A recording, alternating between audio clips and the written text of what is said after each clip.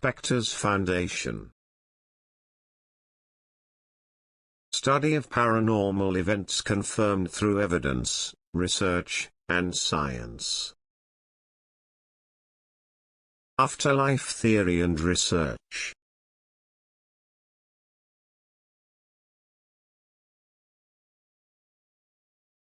Electric word life, it means forever, and that's a mighty long time.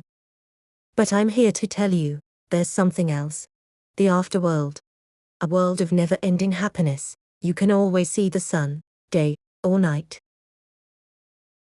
For decades, the obsession was finding ghosts. They have been found, and now the current trend is to find out what they are. Past loved ones, demons, aliens, interdimensional beings, and more.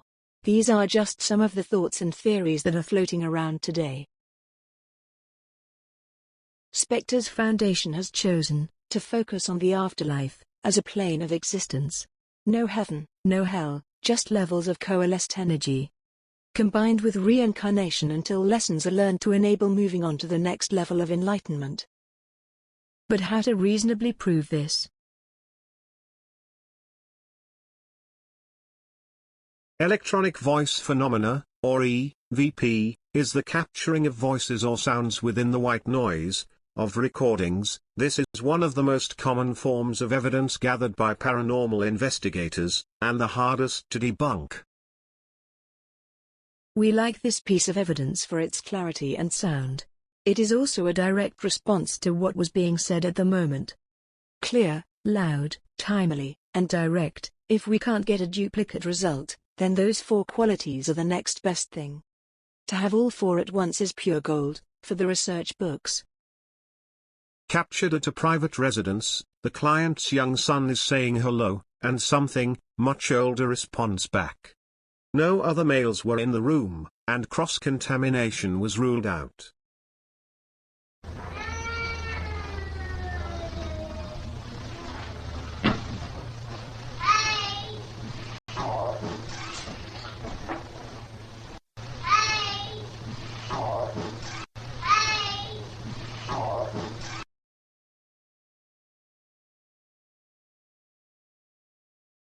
The next two pieces of evidence are direct, emotional responses to what was being asked at the moment. This location is active with a platonic haunting history that has proven useful to our research. As a well-documented location, there is plenty of written, anecdotal, and photographic items that support the evidence gathered. Captured at the Bundy house, while Aloni is asking questions, this was recorded but not heard in real time. Cross-contamination was ruled out.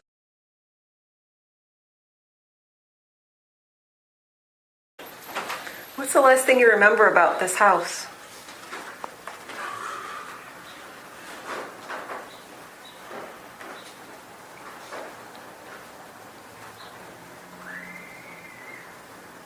Do you mind if I come into your...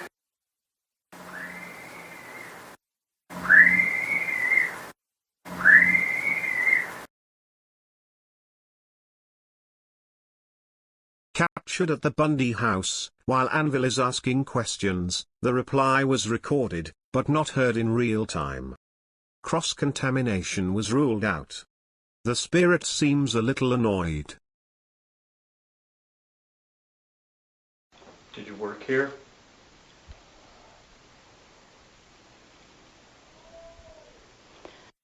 Did you work here?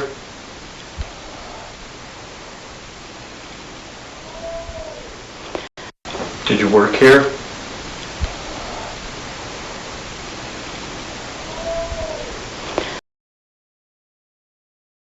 The next piece of evidence is a direct and uniquely relative response to what was being asked at the moment. This location is active with multiple energies, some nice, some not so nice. This one energy provided a piece of evidence that is the closest example of a code word from the other side that would have made Harry Houdini a believer. Captured at a private residence, the client's son who had passed on can be heard sending his mom a message. The client confirmed that this was in fact a favorite thing of her son. Cross-contamination was ruled out. You play with the lights and try to scare your brother.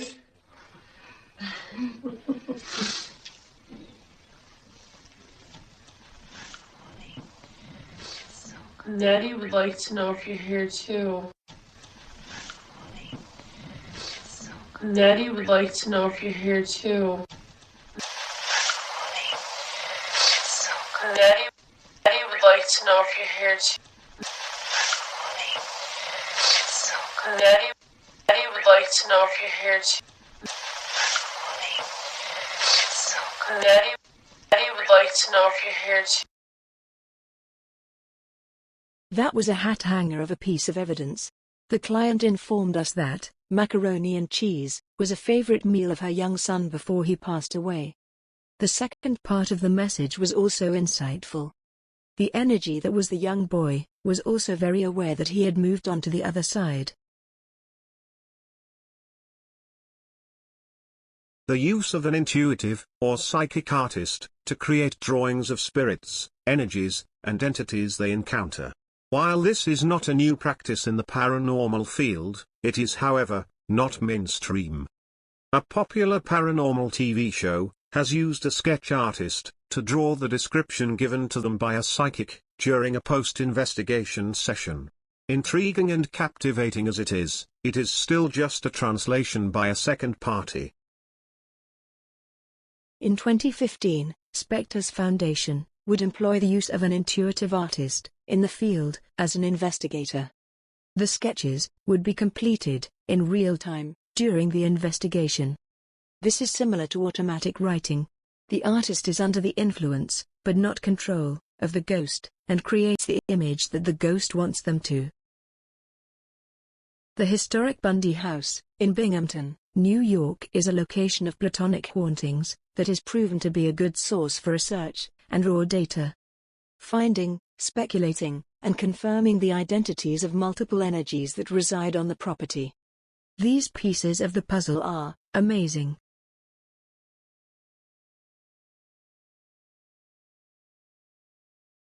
The first owner of the property in 1892, Julia commissioned the home to be built for her and her husband along with their children. If you do not recognize the name, Julia's husband, Harlow Bundy, is the founder of IBM.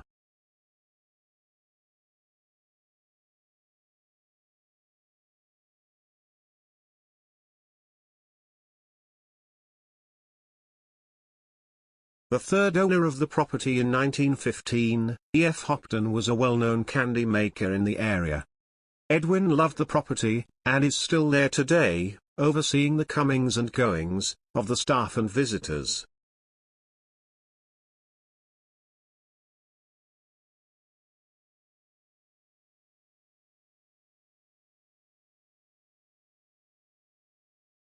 The wife of the third owner of the property, Elizabeth Hopton, was the woman of the house and everyone knew it. Elizabeth was very proud of the property at 129 Main Street. She also took great pride in herself and her stature in the community.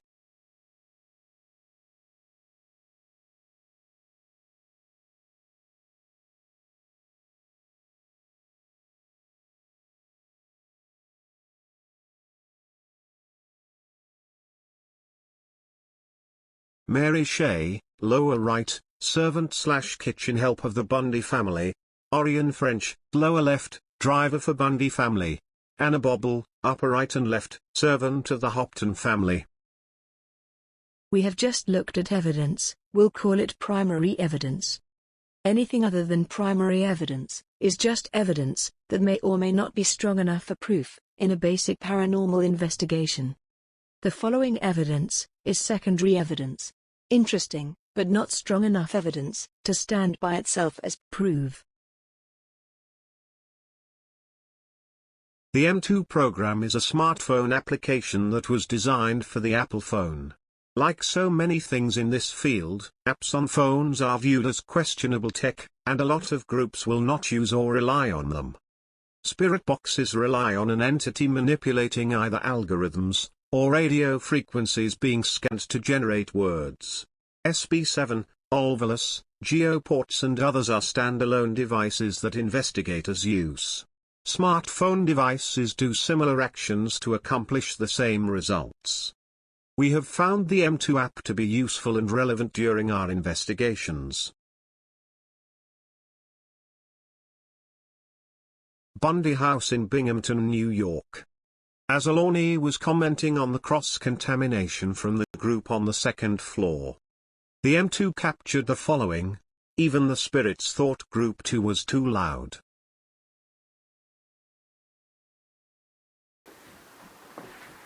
Definite cross-contamination. Asking team to be quiet. Right. Right.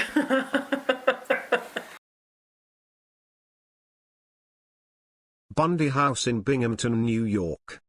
As the team moved into the dining room on the first floor, the M2 captured the following.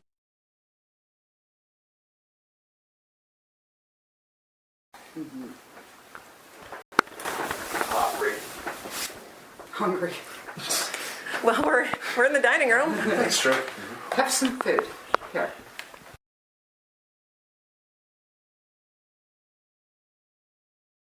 Bundy House in Binghamton, New York. As the team was in the reading room, Alani is talking about what she is seeing. The M2 captured the following.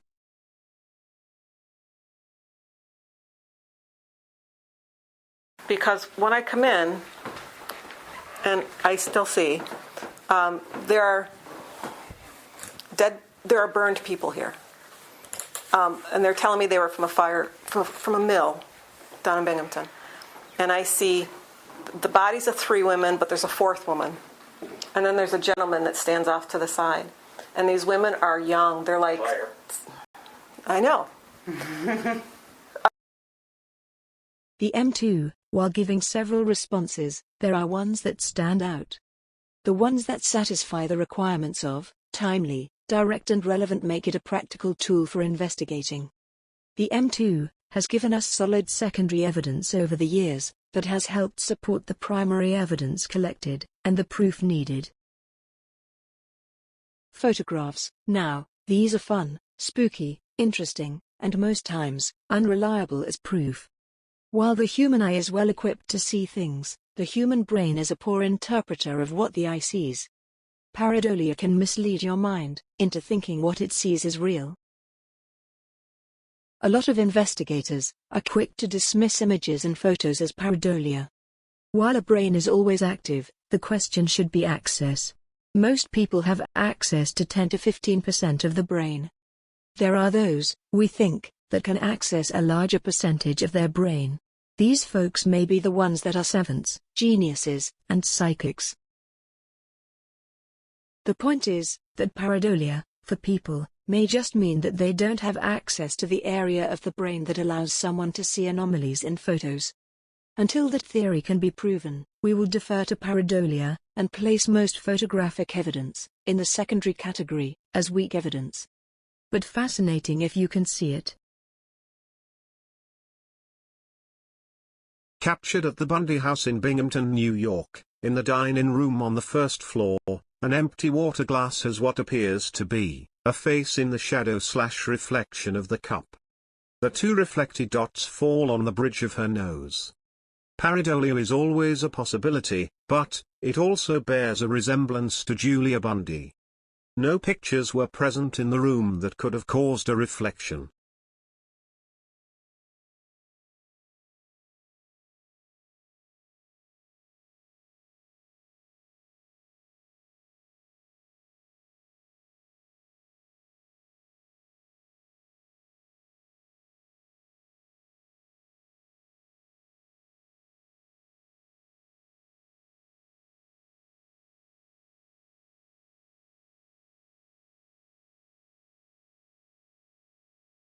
Captured at the Spring Forest Cemetery, Binghamton, New York.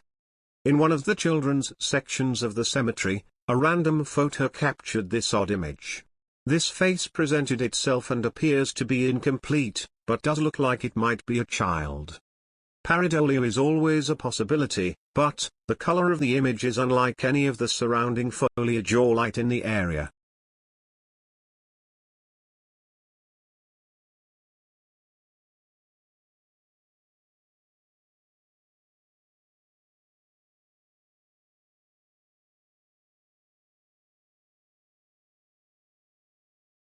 Captured at the 1104 Union Center Main Highway, West Corners, New York, this image was captured while taking random photos of a New Age, metaphysical shop. It does not appear to be human, more of an elemental being that photobombed the picture. Pareidolia is always a possibility, but, with only natural light coming in from the window, and there were no items that would cause a reflection or a prism effect. The image is also in the shadow on the carpet.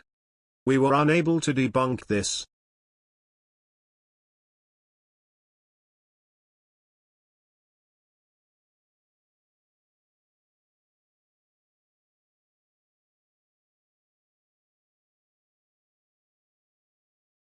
Old school energy detection.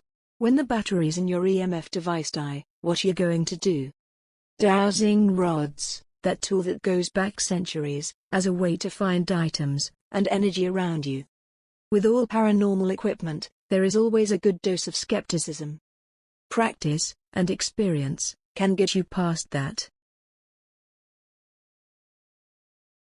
Dowsing rods have been used for decades to find water and other natural resources. They have also been used to find energy fields, specifically electromagnetic, also known as EMF.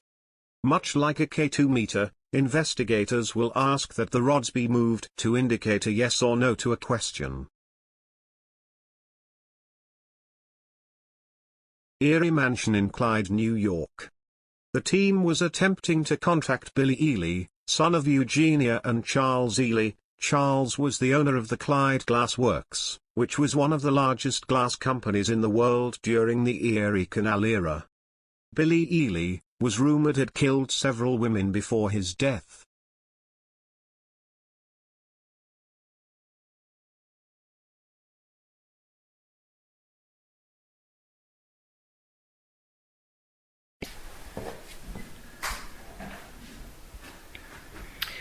Can you show us what yes is, please?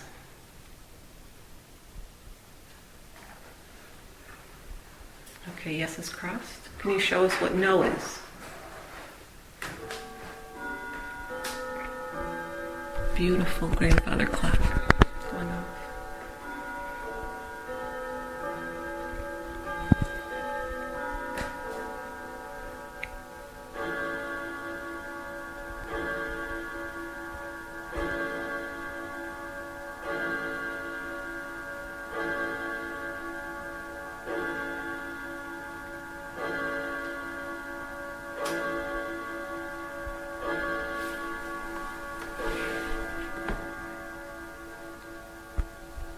That's lovely.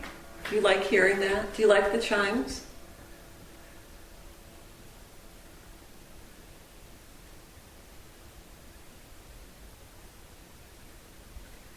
Can we talk to you about your death, please? We're here, we mean no disrespect. We want to get your truth and your story. Are you okay with that? Is that a yes? Will you say if it's yes or no? It's a yes.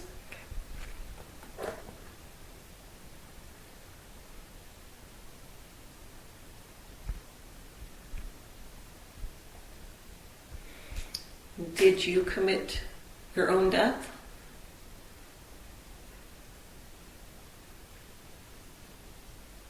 It's a yes.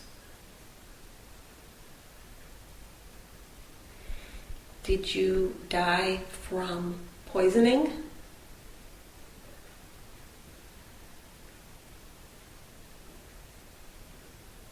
No. Did you die from falling down the stairs?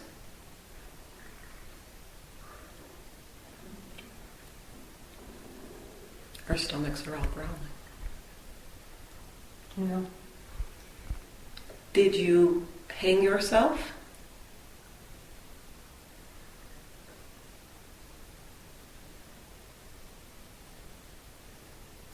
Yes.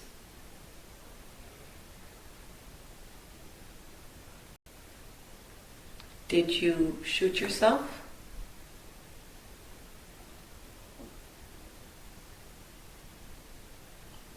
No.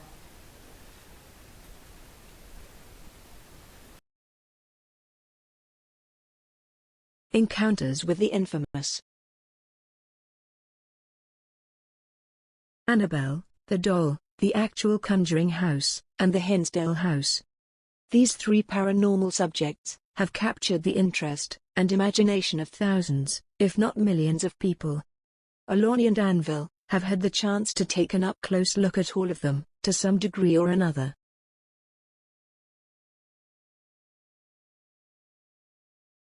Since her first supposed haunting in 1970, this allegedly evil doll has been blamed for demonic possession, a slew of violent attacks, and at least 2 near-death experiences. Over the years, the Warrens continued to recount these tales as proof of Annabelle the doll's horrific powers, though none of these stories could be corroborated. For decades Ed and Lorraine Warren kept Annabelle secure in their occult museum. While people were allowed to tour the museum, Annabelle did not leave the museum. After Ed's death in 2006, custodial control of the museum went to the Warrens' daughter and son-in-law. In the last several years Annabelle has done a lot of traveling. At the beginning of 2019, Alani and Anvil had a rare opportunity to spend some time the notorious haunted doll, Annabelle. Under the watchful eye and the protection of Tony Spera, 50 or so paranormal enthusiast, investigators and researchers got to spend time with this iconic haunted item. One of many highlights in the Spectres Foundation history. Keep in mind that we had very limited access to Annabelle. No science, just psychic. Alani sensed very little disturbance or anything around the doll. There was also a mirror that had reportedly caused madness to people that looked at it too long. Oddly, Alani picked up more energy off that than the doll.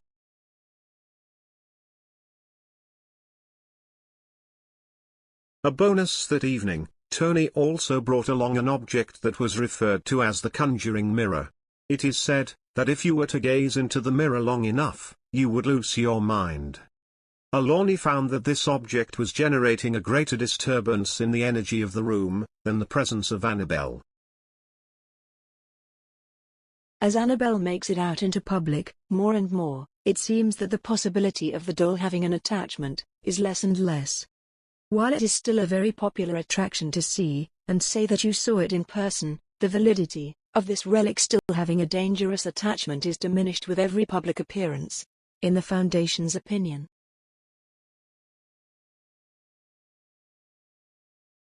Built in the mid-1800s, this house has a dark history.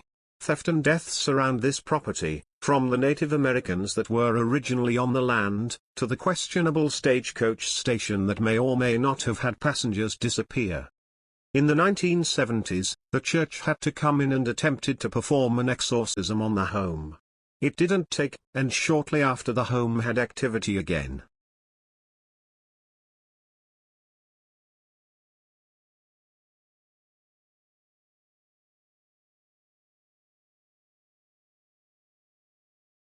June 2015, the property would be saved from the wrecking ball by Daniel Class.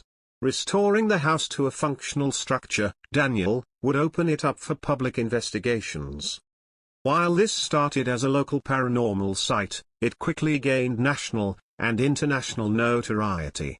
Today the property is a hub for a variety of paranormal research and investigation. In the summer of 2019, while doing a group investigation with other patrons of the Hinsdale house, we went up against something, the likes of which we had not faced before. During a spirit communication session, Alani became aware of participants that were not human.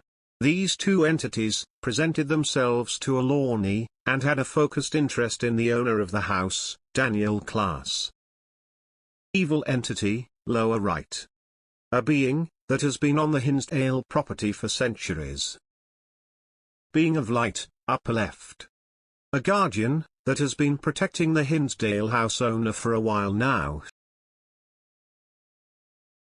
Daniel with a blessed Archangel Michael medallion, the sudden appearance of a higher vibrational being of light and Alorni, joining the fight with an improvised bottle of blessed holy water, were able to drive the entity from the room, and back outside. Video of the event can be seen on the Hometown Haunted YouTube page.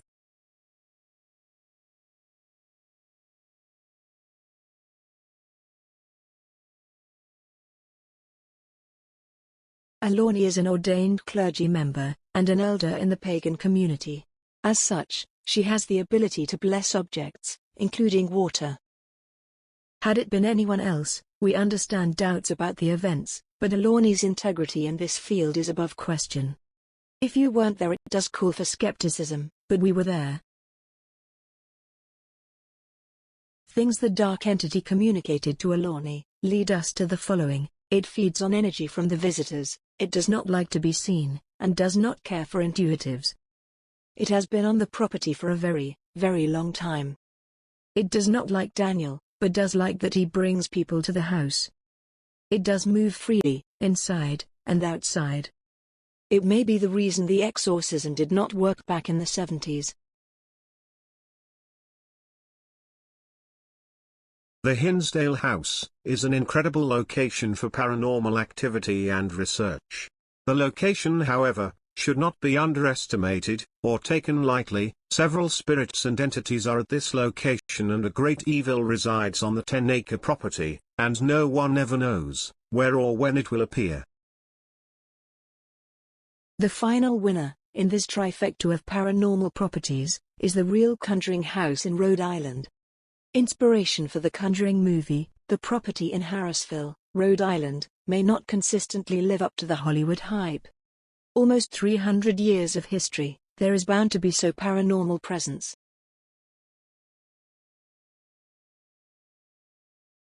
July 20, 2020, our first major investigation after COVID-19 lockdowns.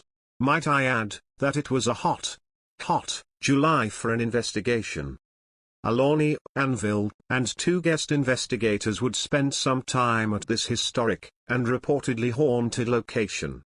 For Alorni and Anvil, this was a bucket list location. Our guest investigators, Casey Colburn, an experienced paranormal investigator, and intuitive from Jamestown, New York, and Alfred Travieso, the Danger Boy, a professional wrestler and celebrity from Rhode Island.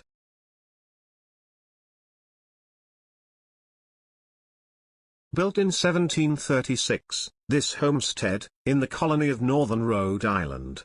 The Arnold family, one of several in Rhode Island at the time, chose here to settle.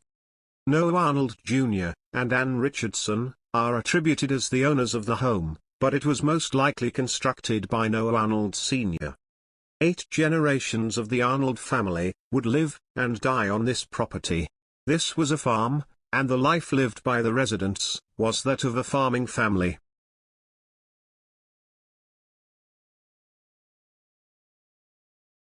Noah Arnold built it. He and his descendants lived in the house from 1736 to 1971. The patriarchal line for the property is Noah Sr., Noah Jr., John, Stephen, Edwin, John A., Edwin, Mildred, last owner. Note: John A. Arnold, in 1911, took his own life by drinking horse liniment. Reports also indicate that another family member died of exposure at some point.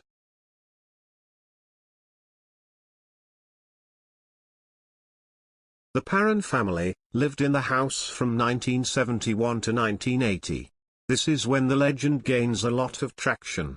Roger and Carolyn, along with their 5 daughters, Andrea, Nancy, Christine, Cindy, and April, moved into what they thought was their dream home.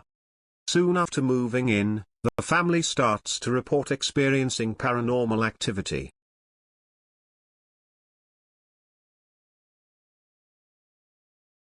Norma Sutcliffe lived in the house from 1987 to 2019. During her 32 years of living on the property, Norma claims to have never had any paranormal experiences. Note: Norma had an extensive library, with personal journals, paranormal, and metaphysical books that she left with the property in 2019.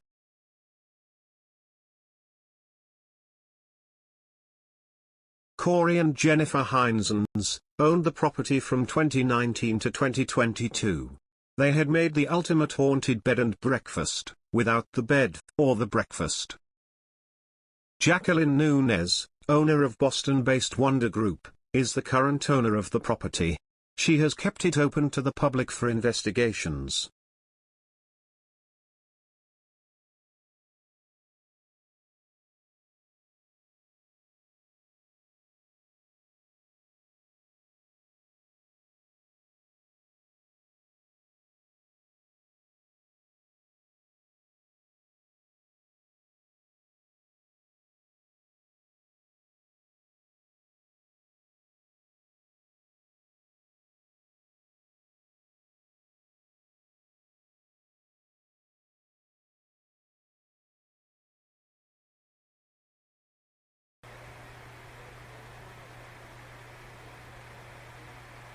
Again, I can hear the girls upstairs.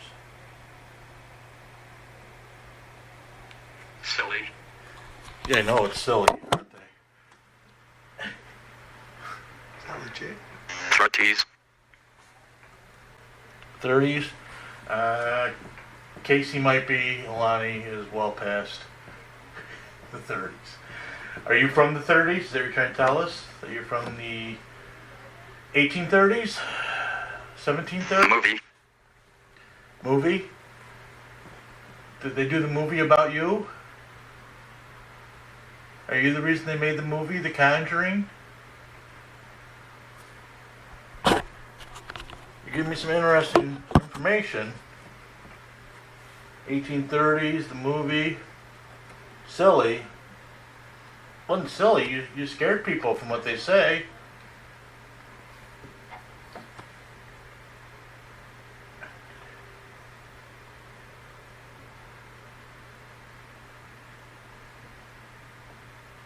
So, in this room, rumor has it, that during a seance, somebody threw Carolyn from here all the way into the bake room next door during a seance. Was that you?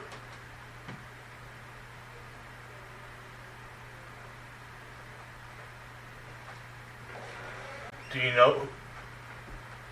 Girls upstairs walking. Do you know who did that? Steve. Steve? Who's Steve?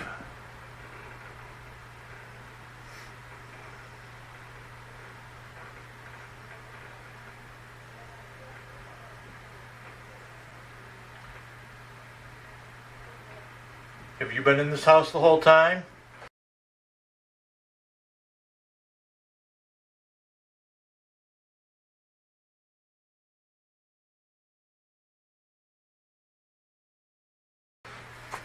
Were you one of the... Is that Alfredo talking by the stairs? I'm in the seance room doing a EVP session. Okay, we hear voices. Okay. I think it's Alfredo. It's not me. Alright. It's not Alfredo, it's probably me, but...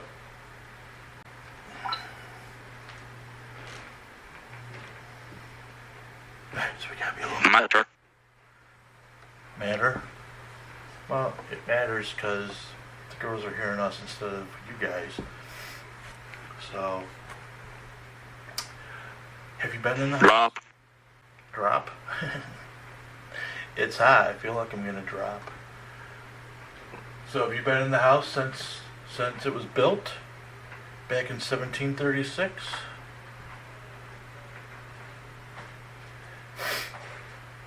Are you one of the Arnolds?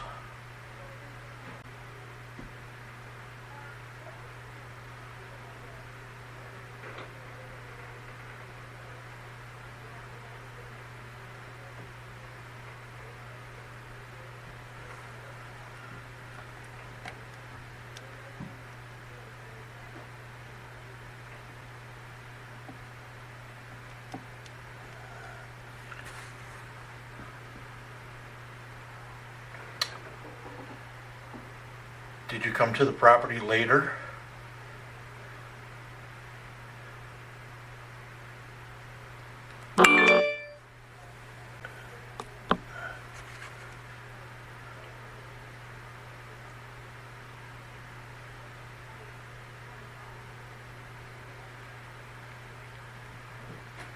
How many entities are there here?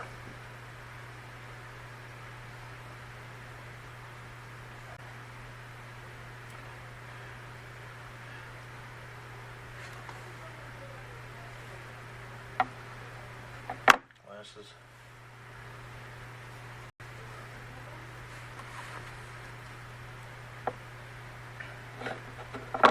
Glasses.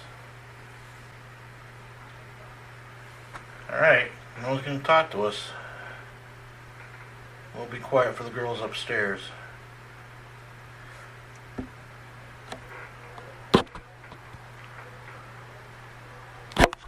Ending EVP session. Some takeaways from the boys' investigation. There was a Steve connected to the property from 1805 to 1849. SLS figures were seen on the second floor and in the seance room. The SLS camera did work, but there was an error in the record and save function.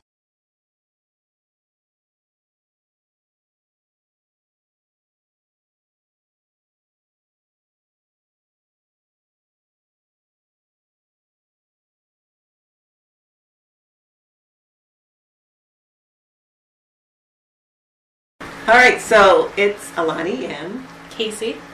and we're wrapping up the Harrisville farmhouse adventure. We had some high points, some low points, and some interesting points. Now we want to talk about a couple of our interesting points. When we started upstairs, we felt like there was somebody, a man, that was standing or laying on the floor, actually looking down the stairs at us. So we went upstairs, and there was a room in the farthest bedroom with it's the door to the birthing room, which is just a nightmare in itself. What a dreadful place for someone to have to be in. We couldn't get the door open, and we heard an audible, both of us heard an audible Hello. male voice. Yep, clear as day. I can't explain it. It wasn't anybody upstairs but us, and it wasn't coming through our spirit box. It was definitely... Wasn't the guys down here. It was, that kind of interesting. The interesting thing for me is that it looks like a closet, and it looks like a closet where you'd open it up and there'd just be shelves. And I kept seeing the kid go behind the, I guess, chalkboard fireplace. And so I'm like, no, there's something is back there. And this is my first time being here. I don't know a whole lot about the house. And so we tried opening the door. We couldn't get it, so we were like, oh, that's it. We definitely tried to open that door. It would not open. Yeah, it was enough that it sounded like we were knocking, and that's when we heard the hello. So we got a couple names. We got our names said, which was kind of unusual. And, it just felt kind of awkward. Did feel the bed shaking in the middle room. It just saw a couple light bursts in that same room with the birthing room is. Just a strange, muddy thickness upstairs. Nothing scary, bad. It just felt, I guess, like hopeless, like depression, frustration. When we went into the birthing room, it got really very frustrating. We got cranky. We didn't like it at all in there. It felt... Yeah, we did also feel pain in our abdomens, both of us. At separate times. And same area. That was pretty interesting. So we pulled a few things apart.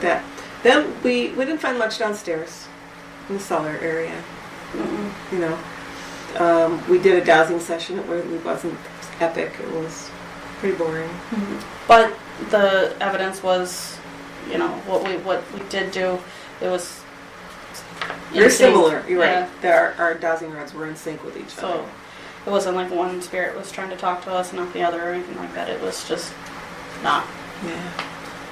So We did a session in the library with the pretty little bear, and we got quite a lot. Yeah, I've not seen him do that anywhere else. So just to see him work, I'm very thrilled to see that he works, because nowhere. Statler was like, we got a couple little blinks and then that was that. Hinsdale, he hasn't done anything at Hinsdale. I get worried that he's broken at Hinsdale because they just don't play with him there. he was very responsive. Which was really good for us. Then we went into the front parlor room, I guess, and we continued with the bear there, and very responsive to us there, and we did pendulum there, and that seemed to work pretty well there. He seemed to be traveling with us. We think a juvenile person. We did a calling ceremony. We kind of summoned them to us, and there was a couple of things they got on the SLS camera. We'll see that after we go through that. The interesting thing that we did was we did a scrying session in the bathroom. We didn't talk to each other. No. We sat side by side, and we do have it on video and on the recorders. And I think what we got was, I feel, pretty conclusive. We just gotta try to piece it together. So we both got. We wrote our stuff down. So the first thing I got was a woman being murdered. It was very violent. All the stuff I got was pretty traumatic. Yeah. So the first thing was a woman being murdered. Second thing, a fire. I got a man being shot in the head, and I felt like this was a battle. And then I didn't write it down because I thought maybe my mind was, adding to the story. But I did see the side view of a child that was limp. It was a toddler, and I saw his arm down, and he was not with us anymore. So I wrote, "Is this all part of a raid, like a war raid?" And then the last thing I saw was two men. I think they're brothers, and Roman numerals were kind of connected to that. I also drew a woman. My drawing is not the best, but it is a woman who has curly hair down about here. She keeps it to the side. Puffy shoulders, and then like a sweetheart neckline. Very, very thin face, which is kind of interesting. We also saw the woman with the bun with black hair, so it could maybe be her during a different time of her life. So. The first thing I got was something scratching me on the head like this. Usually, spirit will touch my head or they'll scratch in my ear. This was like trying to get my attention. Not harmful, just trying to get my attention. First thing I got was a woman with Bell's palsy or a stroke, and I saw this side of the face, very droopy, the thin face, very similar to what she had drawn. I saw a child that had drowned. I saw bubbles coming out of a nose. Toddler, drowned, dead. I got the name Jasper, and no harm, not doing any harm. Then I got widow, mean, third owner, and kind of, I think that was the Bell's palsy person that I saw in the decorations. And then I got a young man, blue military cap, reddish blondish hair. He had showed me his black eye and shot dead in the head. And then when we compared our notes, we were pretty happy about that. We got some very distinct similarities. Before we compared our notes too, I don't know if this is anything to really document or take note of, but when we were in the other room coming into here, we smelled lavender, and then when we're sitting there, because it was getting to be kind of gruesome, I took my eyes down off the mirror, and then I noticed right there on the thing he has old lavender soap or something, and so I'm like, I made a joke about it to kind of lighten things, and that's when I told her that everything I'm getting is pretty. Yeah, we've seen a lot of tragedies and traumas throughout the layers of here, but we haven't seen anything that would I don't know, constitute something awful here. You know, I mean, there may be shadow people here, but not all shadow people are bad. You know, that's a misnomer. I don't think I'd want to see one upstairs because it's just the way it's laid out, and it's hot as heck upstairs. So, you know, if you're dehydrated, you're going to perhaps hallucinate or have very vivid dreams, whatever. There's certainly been things that have gone on here. We're not saying that there hasn't been. We just didn't find anything that was validating as much as is what we hoped for. But yeah, the one interesting thing that I did kind of like is outside here, they do have the ring of giant rocks that are in the ground. So I don't know who would want that in their yard like that, because it's got to be like a mower's nightmare. But to me, the first thing I thought was fairy ring, and then we've seen a couple of lights here that look like fairy rings, and or fairy lights, sorry. And then we also on the spirit box got fairies. So after I talked about it, so that's kind of interesting. And the lore with fairies is if you build in the way of fairies, you're gonna have some bad things happen. You're gonna make mischief. So I'm not saying that that's all of what happened here and why the bad things have happened here, but maybe it's what started it and things just kind of dominoed. It could be. It could be. I mean, you know, yeah, it could be. The house just feels devoid of joy, and when we would ask questions about good times or parties, it would give us the answer to no. And so we don't find that, I mean, it just doesn't give you a joyous feeling in here. There's not a lot of yay. I mean, there just wasn't a lot of this. Doesn't have that feeling here. Like the children and stuff that I've seen, like playing, like they're playing, but it's not like laughter running through the house. You know, it's not that type of scene. It's just more like we're playing hide and seek because that's what we're allowed to play, but we have to be quiet. And you know, that's kind of what's going on here. Alani and Casey had some great experiences. Their scrying session in the bathroom resulted in some very intriguing information. Bathsheba was said to have died from a stroke. Bathsheba was accused of having drowned several children.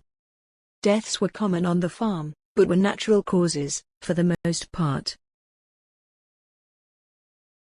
Both agreed that there were layers, upon layers, of sadness. Vuber may have worked as well as it did, because of the children they sensed.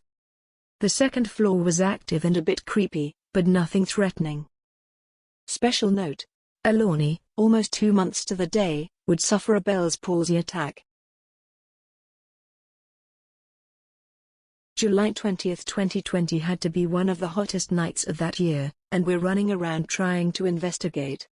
Equipment failures, memory card corruptions, and batteries dying took a lot of the tech out of the lineup for gathering evidence. Voice recorders, some video cams, and psychics were the main tools that night. The biggest name attached to this location is Bathsheba, made famous by Ed and Lorraine Warren. Proclaimed by Lorraine to be a witch and a murderer of children.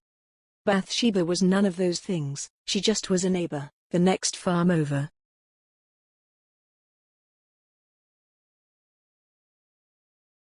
Bathsheba Thayer was born in Rhode Island in 1812. In her early 30s, she married Judson Sherman, and gave birth to 4 children. 3 of the children died at a very young age. Note: Bathsheba never lived on the property, but resided to the southeast, on the Sherman farm. See map.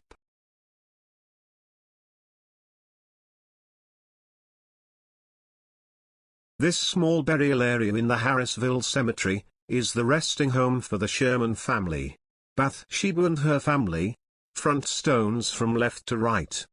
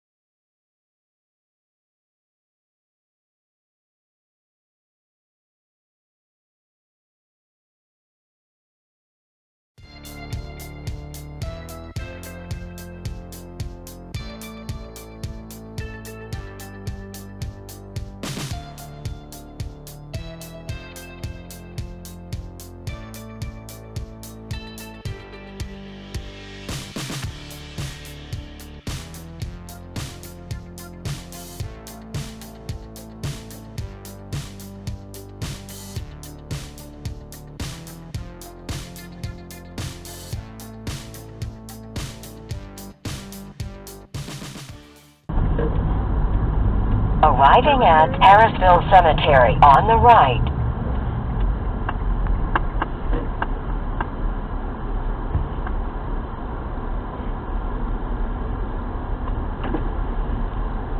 Machines out the door.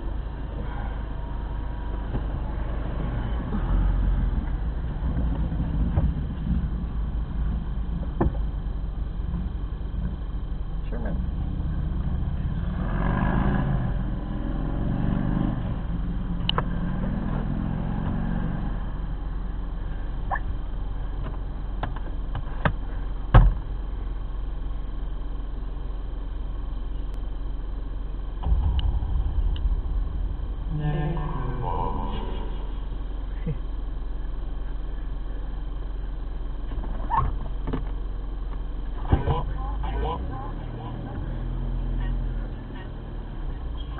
Alright, we're looking for Sherman.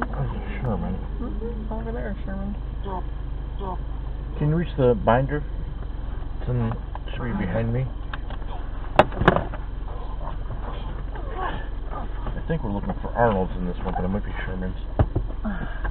There you go. Well, there's Sherman's over there.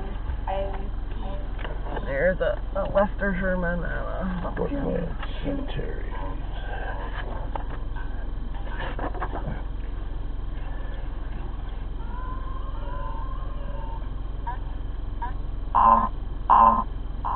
Alright, so we're looking for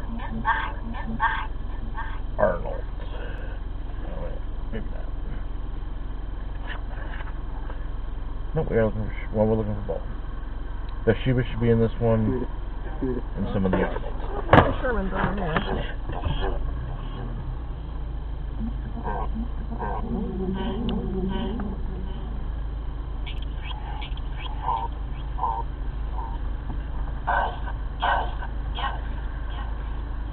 And they keep the waiting for him.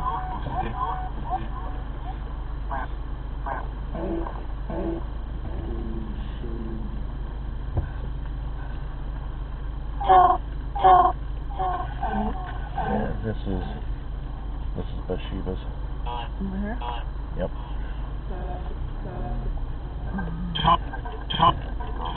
Where are you gonna park? I'm gonna park right here for the moment until someone actually absolutely has to move me.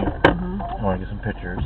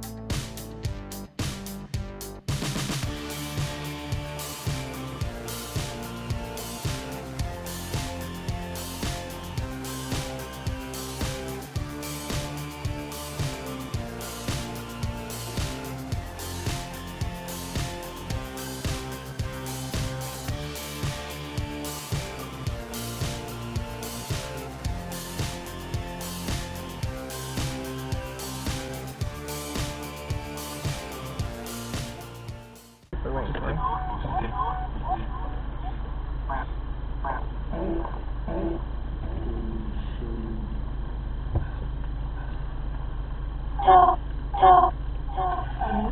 Yeah, this is Bathsheba's. Over here? Yep.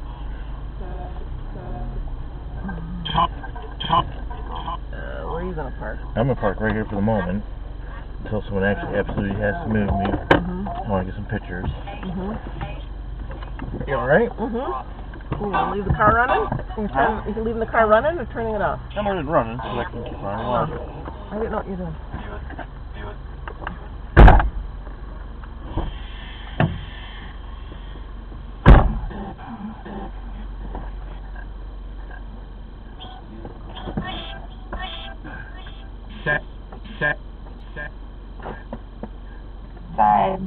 Side.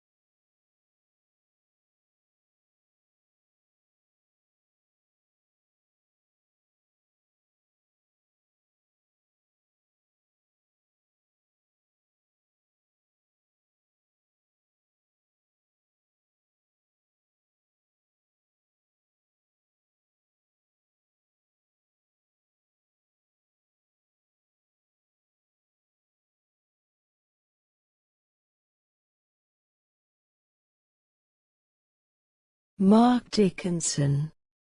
An experienced and seasoned professional in the field, Mark is all go no stop 24/7, whether it is on an investigation, producing music, publishing a book, or making a movie. D.A. Bush.